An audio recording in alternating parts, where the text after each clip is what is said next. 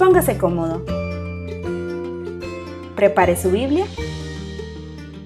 En este momento, iniciamos. Buenos días, iglesia. Espero que hayan tenido una buena semana. Por favor, abran sus Biblias a el Salmo 46. Abran sus Biblias a Salmo 46. La palabra de Dios dice lo siguiente: Dios es nuestro amparo y fortaleza, nuestro pronto auxilio en las tribulaciones. Por tanto, no temeremos, aunque la tierra sea removida y se traspasen los montes al corazón del mar. Aunque bramen y se turben sus aguas y tiemblen los montes a causa de su braveza. Del río sus corrientes alegran la ciudad de Dios, el santuario de las moradas del Altísimo.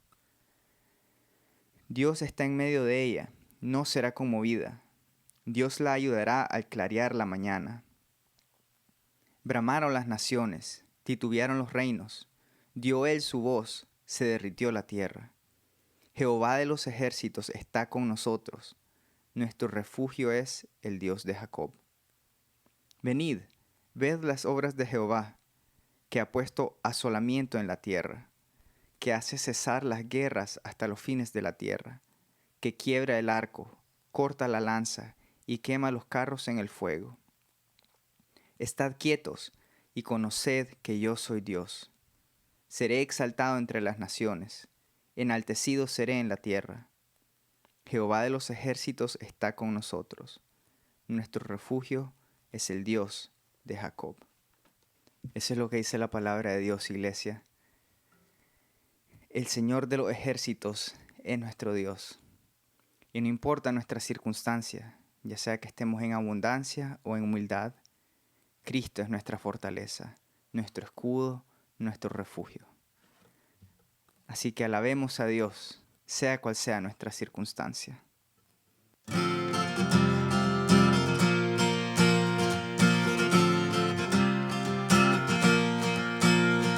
Mi oración en el desierto, cuando todo en mí seco está. Mi oración en la necesidad, mi Dios todo lo suplirá. Mi oración en el fuego, en debilidad o en dolor. Cuando en tormentas probades mi fe, en ti siempre confiaré. Te alabaré, contra mí nada prevalecerá. Me gozaré, declararé, Dios es mi triunfo y Él está aquí.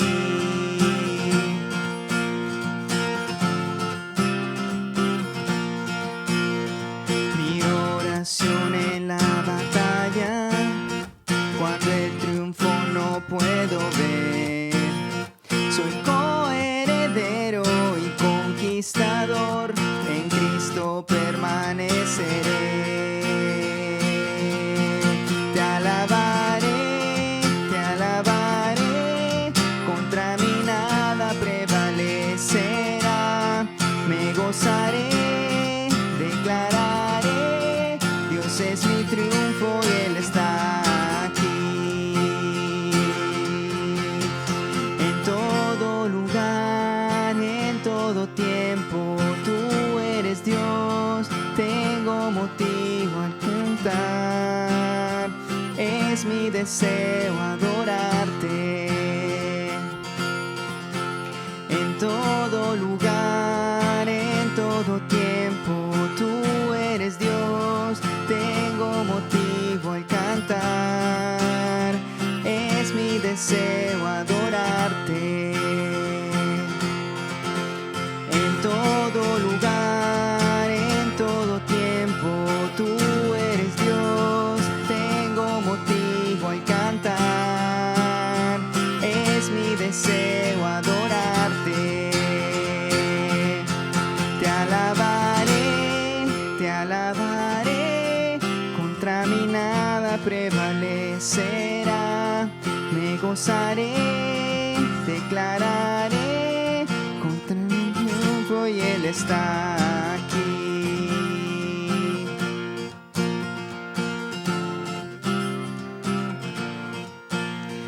Mi oración en la cosecha, abunda tu gracia y favor. Soy lleno para ser vaciado otra vez, lo que recibí sembraré.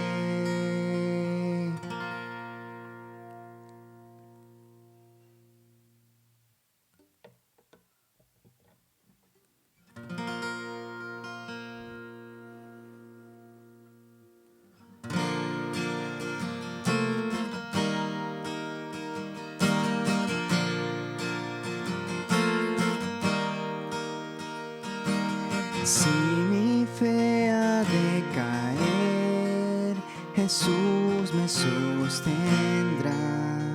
En la tentación yo sé, Él me sostendrá.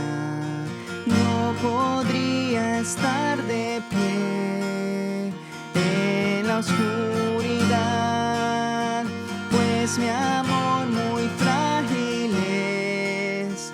Él me sostendrá.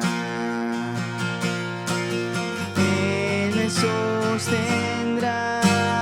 Él me sostendrá, pues me ama el Salvador.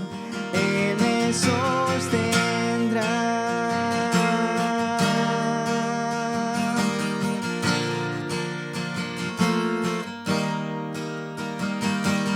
Él se goza en quien salvó, Jesús me sostendrá.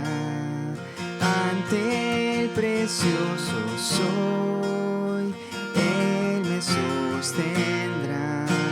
Sus promesas fieles son, mi alma guardará. Alto precio Él pagó, Él me sostendrá. Él me sostendrá. Él me sostendrá, pues me ama el Salvador. Él me sostendrá. Él me sostendrá. Él me sostendrá, pues me ama el Salvador. Él me sostendrá.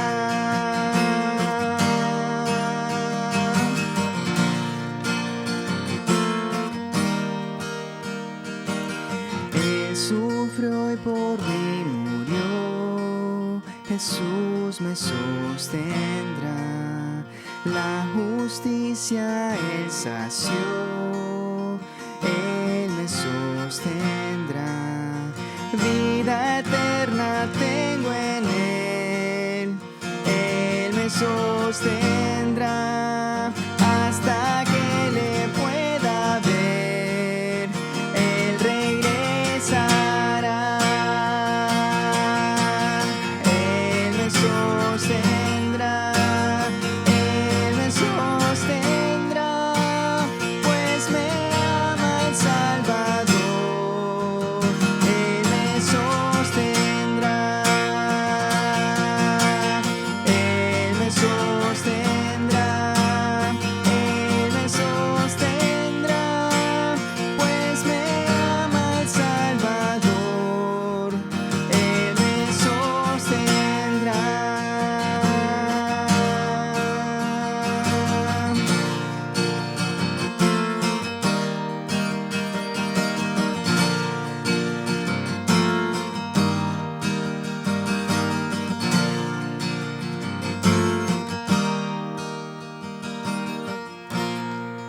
Así es, iglesia. Él nos sostendrá, nunca nos desamparará. Siempre nuestra fortaleza, siempre nuestro escudo, siempre nuestro refugio. Señor, ponemos en tus manos este tiempo de predicación ahora para que tu nombre sea exaltado y para que tu palabra sea de fortaleza para nuestra fe, fortaleza para nuestra confianza en ti, fortaleza para nuestro amor por ti. Sabemos que tú nos sostendrás. Te pedimos esto y te lo agradecemos en el nombre de tu Hijo Jesucristo. Amén.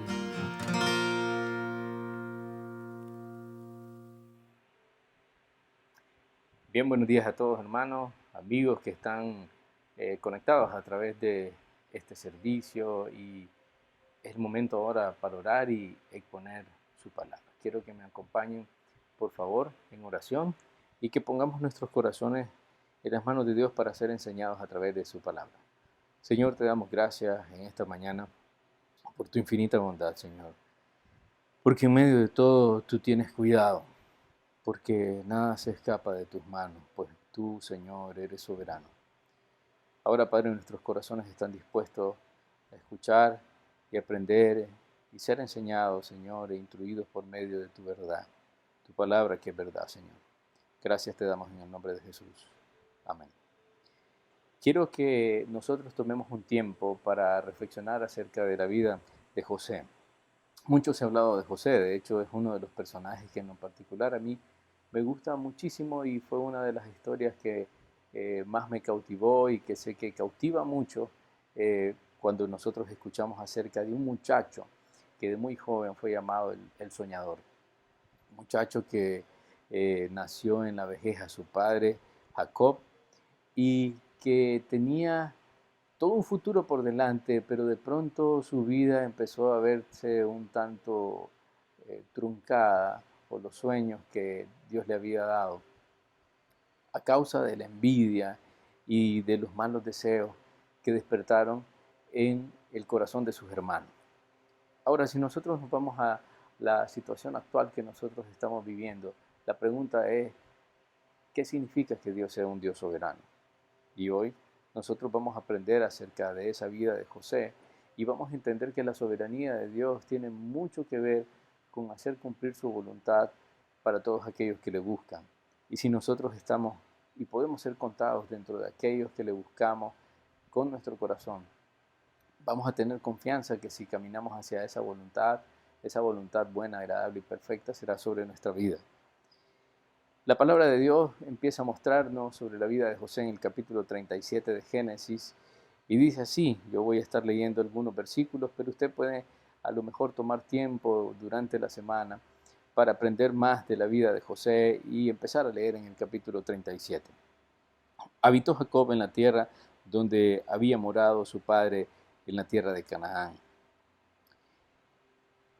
Y dice en el versículo 2, esta es la historia de la familia de Jacob. José, siendo de edad de 17 años, apacentaba las ovejas con sus hermanos, y el joven estaba con los hijos de Bila y con los hijos de Silpa, mujeres de su padre. E informaba José a su padre de la mala fama y es de la fama de sus hermanos. Y viendo sus hermanos, versículo 4, que su padre lo amaba más que a todos sus hermanos, le aborrecían y no podían hablarle pacíficamente.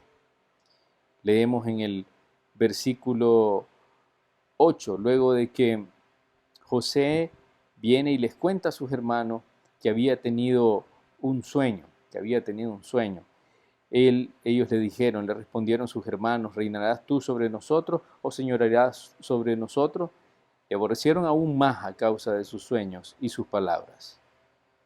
En el versículo 11 queda todavía más evidenciado aquel resentimiento y rencor que tenían sus hermanos para con José, su hermano menor, cuando dice, y sus hermanos le tenían envidia, mas su padre meditaba en esto. Y un día, cuando sus hermanos salieron al campo, resulta que su papá Jacob le dijo a José, quiero que alcances a tus hermanos a donde ellos van a estar acampando y que me cuentes qué es lo que ellos están haciendo. Y cuando ellos vieron que llegaba José y le vieron llegar cerca de ellos, conspiraron contra él para matarle. Y empezaron a planear, ¿por qué no lo matamos? ¿Por qué no lo echamos en una cisterna y que muere ahí? muera ahí, y en el versículo de ese mismo capítulo, en el versículo 20, podemos encontrar que dice: y veremos qué serán de sus sueños. Pero uno de sus hermanos, Rubén, cuando oyó esto, lo libró de sus manos. Y Rubén y Judá empezaron a ver cómo el resto de sus hermanos no manchaba sus manos de sangre con la vida de José, sino que planeaban de alguna manera cómo nos podemos deshacer de este muchacho soñador que tanto nos resulta como una piedra en el zapato. Y resuelven venderlo a una caravana de madianitas que iba pasando y iban camino hacia Egipto. Es curioso que el precio que pagaron por él fue el precio de 20 piezas de plata. Es el precio que se paga por un esclavo joven. Y estos vendedores de esclavos lo vendieron a Potifar, oficial del faraón, capitán de la guardia, varón egipcio, que lo compró a los ismaelitas, que es como también se conocía a los madianitas mercaderes. Y aquí empieza lo interesante. Vea usted, a los 17 años parece que a José no le empieza a ir tan bien, y aunque él no había hecho tanto para merecer el odio de sus hermanos planean su muerte y desean todo lo peor para él, y sin causa y sin él merecerlo, él termina como un esclavo en una tierra lejana, una tierra que no es la tierra de sus padres, no es su propia tierra, una lengua extraña, una lengua que quizás él no conocía, y termina como un simple esclavo, a la merced de lo que su amo pudiese decidir sobre su vida. Pero vean qué interesante, en el versículo 2 del capítulo 39 dice: mas Jehová estaba con José y fue varón próspero. Y vio su amo que Jehová estaba con él. Se refiere a Potifar. Y que todo lo que él hacía, Jehová lo hacía prosperar en su mano. Y así halló José gracia en sus ojos. Siendo esclavo, lo primero que la Biblia nos muestra, la palabra de Dios, es que ahí, en una tierra lejana, donde no había ningún pronóstico, donde el futuro era incierto para este muchacho que tenía todo por delante, tenía el amor de su padre, y que seguramente para su padre representaba todo el futuro, así como lo representaba hace algunos domingos. Nosotros hablábamos sobre el sacrificio de Isaac que Abraham hizo. Isaac representaba el futuro para Abraham y para el resto de su descendencia. Entonces, en este caso también para Jacob, José era muy especial porque representaba de alguna manera el futuro de algo que había comenzado. Y ese futuro ahora estaba en manos de extranjeras. Él estaba en un pueblo extraño, estaba como esclavo en la casa de un egipcio, pero aún en ese lugar donde no se profesaba la palabra de Dios, no se adoraba a Dios, Dios estaba con él. Y Dios puso gracia en José, de modo que la casa de aquel varón egipcio empezó a ser prosperada, y él empezó a ver cómo todas las cosas salían bien. Pero no termina ahí el dilema y el drama de esta historia, sino que en la palabra de Dios nos deja claro que José no era alguien feo. En el versículo 6 dice: y era José de hermoso semblante y bella presencia. En el capítulo 39 estoy leyendo. Lo que quiere decir que José era alguien sumamente guapo. Y la esposa de Potifar, como los egipcios acostumbraban tener, no eran esposas feas, sino que ellos buscaban mujeres entre las mujeres las más hermosas, las más bellas. Y eso era lo que Potifar seguramente tenía por esposa. Y esta esposa se fija precisamente en la hermosura del semblante de José y su bella presencia. Y empieza a acosarlo, a desearlo. Pero José viene y dice: yo no puedo hacer esto, porque eso sería no solamente pecar contra mi amo, sino pecar contra Dios mismo. Ahora pregúntese por un momento, ¿qué tenía para perder José? José, en su inmadurez, como cualquier muchacho de 17 años, podía pensar: bueno, a lo mejor Dios me abandonó, Dios no me ama, Dios no tiene nada para mí, estoy lejos de aquí. A lo mejor si acepto las propuestas de esta señora que me está ofreciendo, tal vez me pueda ir mucho mejor. Sin embargo, José tenía muy presente a Dios, aunque estaba lejos. Y es algo que nosotros no debemos de perder de vista en estos días, mi estimado amigo, hermano, hermana. Usted no debe de perder de vista al que debe de tener siempre al frente, al que nosotros debemos de estar pensando, y ese es Dios. Nosotros debemos de saber que Dios está con nosotros aquí en cualquier lugar donde nosotros andemos. Hay personas que quizás no pueden estar en casa y que están saliendo en este momento a trabajar y se preguntan qué va a pasar, me voy a contagiar, no me voy a contagiar. Mi hermano, mi hermana, Dios sabe que usted está haciendo un gran esfuerzo y que está saliendo para traer provisión a su hogar. Usted no se olvide que donde quiera que usted esté, Dios está con usted. Y Dios lo pone en gracia y Dios también le guarda.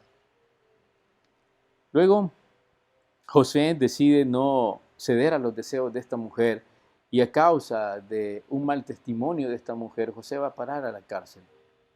Él para en la cárcel y en ese lugar, miren qué interesante, va a parar a una cárcel y la Biblia nos dice, y tomó su amo José, siempre capítulo 39, y lo puso en la cárcel donde estaban los presos del rey, y estuvo ahí en la cárcel, y escuche bien, pero Jehová estaba con José y le extendió su misericordia. Lo primero que dice de José cuando llega como esclavo a Egipto es que Dios le hizo prosperar y prosperó todo lo que llegaba a su mano. Mi hermano, si a usted le ha ido bien o logra que algo le resulte bien, no es porque sepa mucho, no es porque nosotros sepamos mucho, sino porque Dios nos ha puesto en gracia. Y es algo que nosotros debemos de traer a memoria hoy en día. Dios nos ha puesto en gracia. Dios nos ha prosperado. Ahora, prosperar no tiene que ver solamente con la parte material como se malentiende. Prosperar es tener una vida plena dentro de la voluntad de Dios. Y esa voluntad de Dios estaba acompañando a José y aún estando en la cárcel, dice el versículo 21, pero Jehová estaba con José y le extendió su misericordia. Aún en la cárcel, en el lugar más bajo donde podía llegar, ya no era solo un esclavo que estaba a la merced de la voluntad y del deseo de aquel que lo había comprado, sino que también ahora José había salido de aquella casa donde quizás estaba teniendo algún tipo de privilegio porque su amo lo había puesto al frente de su casa, al frente de todas las cosas, sino que ahora vemos a un José que está en la cárcel, en el peor lugar, no es un lugar donde alguien desee estar y sobre todo lo que lo ha traído hasta ahí a José ha sido injusticia, la injusticia de los hombres.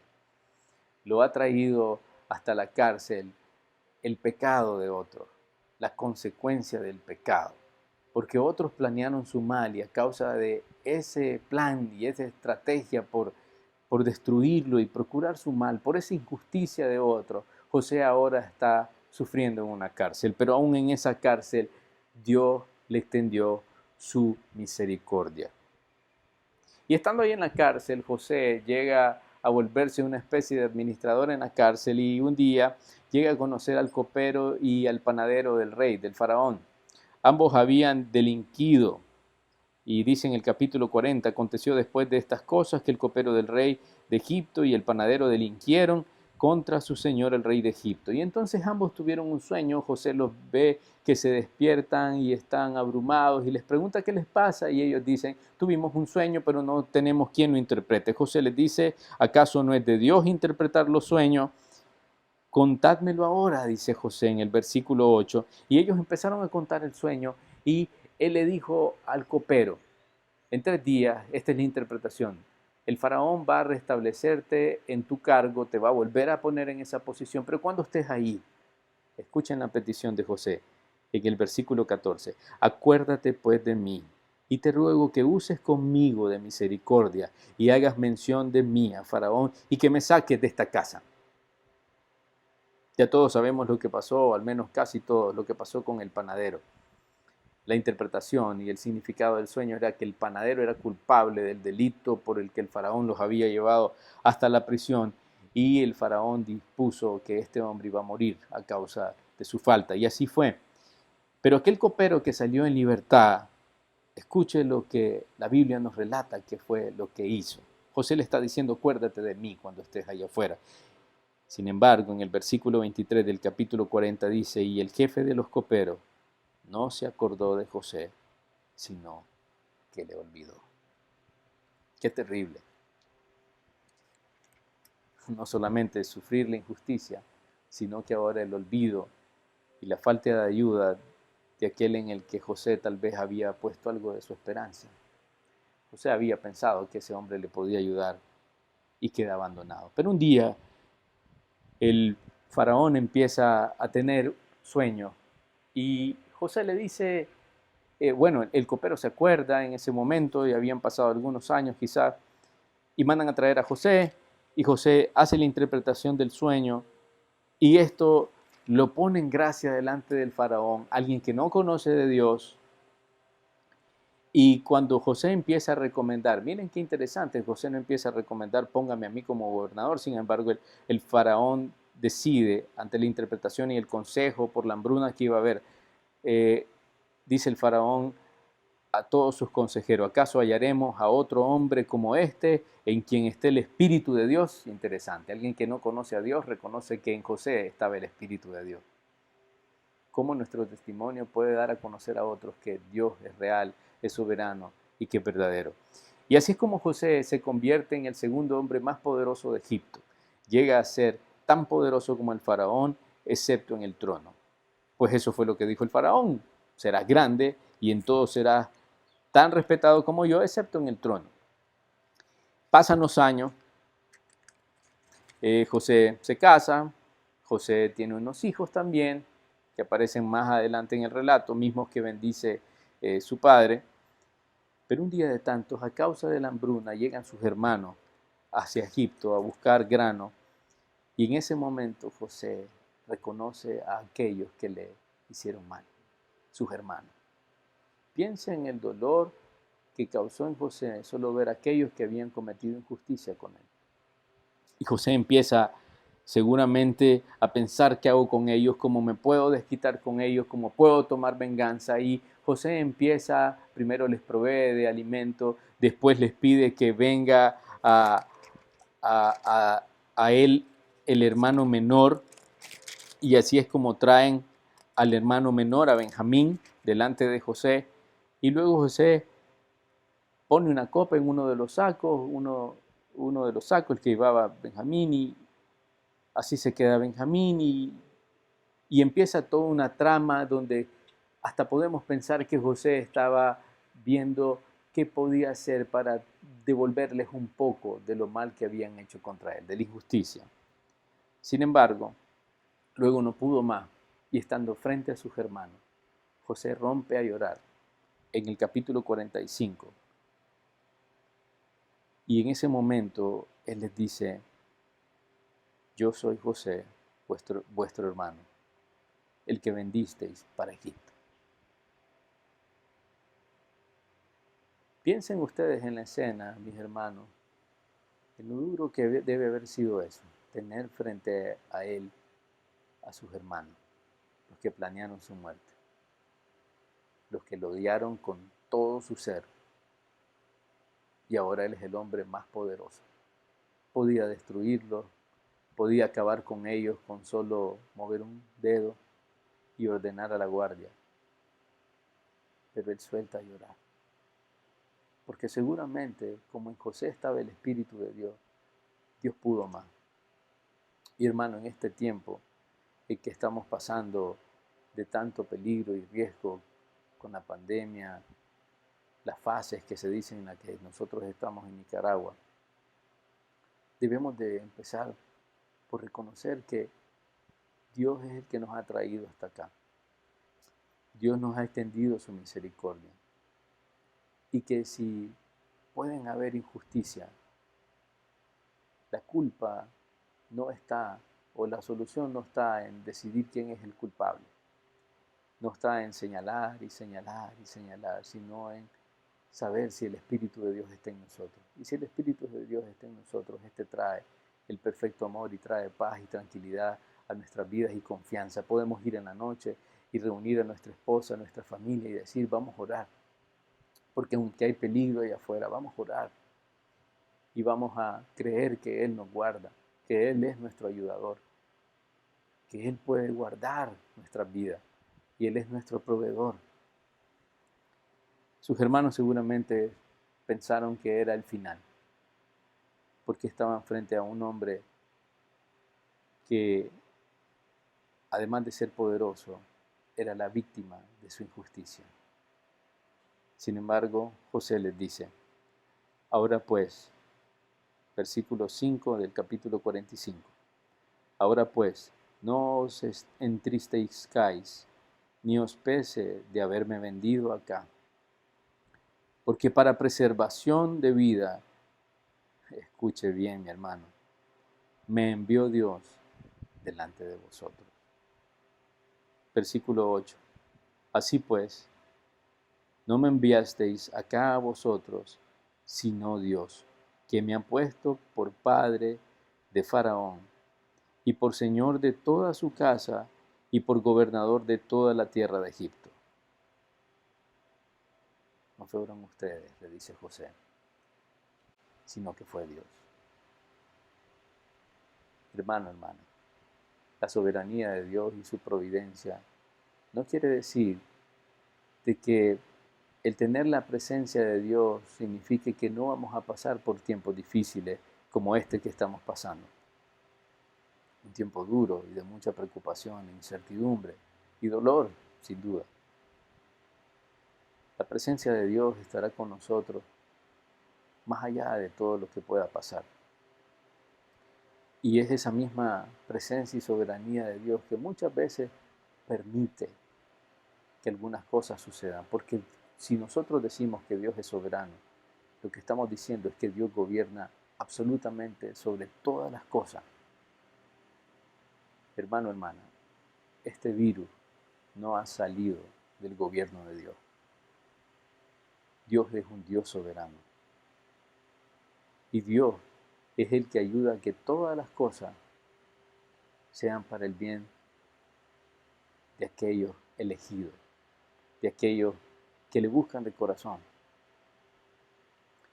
Y qué importante es que nosotros en este tiempo no nos dediquemos más a estar escuchando lo que se dice allá afuera, aunque es bueno estar informado, sino a preguntarnos, ¿acaso no es que en su providencia y en su voluntad nosotros no estamos? ¿Estoy o no estoy yo dentro de la voluntad del Señor? O empezar a orar para estar en esa voluntad del Señor. ¿Acaso todo lo que ocurre en nuestro alrededor no es providencia del Señor? Por el santo consejo de su voluntad. Yo no puedo traer explicaciones de por qué Dios permite las cosas que ocurren. Lo primero es que estamos en un mundo caído y nada bueno hay que al final que esperar de un mundo caído. Pero si Dios lo permite para que nosotros entendamos que es Dios el que nos ha traído hasta acá y no han sido las circunstancias. La fe es poner en acción que cuando ocurren cosas negativas o malas, Dios va a hacer su completo plan. Piénselo por un momento. ¿Acaso Dios se agradó del mal deseo de los hermanos de José? ¿Acaso Dios aprobó que ellos desearan matar a su hermano? Por supuesto que no. Y nuestra libertad es una libertad, pero con responsabilidad. Y Dios les dio a ellos también esa libertad con responsabilidad. Y aunque Dios estaba ahí y no estaba aprobando el mal deseo de ellos para con su hermano, Dios encaminó todo lo que ocurría en la vida de José para su bien y para el bien de aquellos alrededor de él. Así que mi hermano, tratemos de confiar en el Señor en este tiempo y de creer de que cada cosa que está ocurriendo es para nuestro bien. Que Dios tiene un propósito eterno en su vida y en mi vida. Todas las cosas ayudan a bien. Y es Él, el soberano de nuestra vida, el que decide sobre nuestra existencia. José dijo, no se sientan mal por haberme vendido, porque hoy entiendo que no fueron ustedes, sino que fue Dios el que me trajo hasta aquí, antes de ustedes, para preservarlos aún a ustedes mismos. José entendió qué significa la providencia de Dios, su voluntad, su soberanía, que Él gobierna por sobre todas las cosas. ¿Qué nos toca a nosotros? Tener claro que aquí o allá, en cualquier lugar, su presencia va con nosotros. Él es quien nos ha hecho prosperar en nuestro camino, en nuestro trabajo, tener buen suceso en cada proyecto. Él es el que ha mostrado su misericordia sobre nuestras vidas, aún contra cualquier pronóstico. Él es el que ha preservado nuestras vidas, porque pudieron haber matado a José y no lo mataron, sino que Dios encaminó todas las cosas para su bien. Mi hermano, entendamos que este tiempo es para el bien de nuestra alma y es un tiempo en el que Dios está haciéndonos saber que Él es la única respuesta y Él es la única solución. Si usted es cristiano y usted dice amar a Jesús y dice ser un hijo de Dios, deje de estar diciendo que esto es culpa de aquel, o culpa de esto, o culpa de lo otro, porque su confianza no está puesta en el hombre. Su confianza debe de estar puesta en Dios, que hizo los cielos y la tierra. Recuerde las palabras y dígalas para sí. ¿A quién iremos, Señor, si solo tú tienes palabras de vida? En medio de esta situación, ¿a quién iremos, Señor, si solo tú tienes palabras de vida? Esa es la verdad. Él es la respuesta. Y en medio de nuestro trabajo y en medio de cada círculo en el que nos movemos o en el que estamos, aún en nuestra familia, nuestro deber es decirle, ponga los ojos en Dios. Él encaminará todo para bien de lo suyo. Confiar en el Señor. Confiar en el Señor. Confiar en el Señor. Oremos. Padre, te damos gracias por esta porción de tu palabra y te pedimos que cale profundamente en nuestro corazón, que podamos aprender a través del ejemplo de José y que podamos entender también que no importa si en algún momento sufrimos injusticia o si estamos acá, Señor, y empezamos a sentirnos víctimas de las circunstancias o sin explicación o sintiendo que no nos merecemos, Señor, de alguna manera lo que estamos viviendo. Padre, que podamos entender que lo más importante es saberte a ti en nuestra vida y que tú estás con nosotros. Padre, que podamos comprender de que tú encaminarás para bien y para el cumplimiento de tu propósito en nuestra vida cualquier cosa que pase. Y de poder saber de que tú eres el Dios Todopoderoso, así como José decía, no es en mí el interpretar los sueños, sino es de ti. Saber que si nuestras vidas van a estar guardadas, aunque debemos de tomar todas las precauciones, no depende tanto de nosotros como depende de ti. Y que tú eres nuestro guardador. Padre, que así sea sobre nuestras vidas.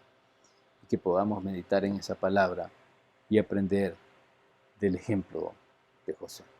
En esta semana quiero invitarle, hermano, a que estudie el Salmo 91. La palabra que sale ahí son de mucho ánimo, sobre todo en este tiempo.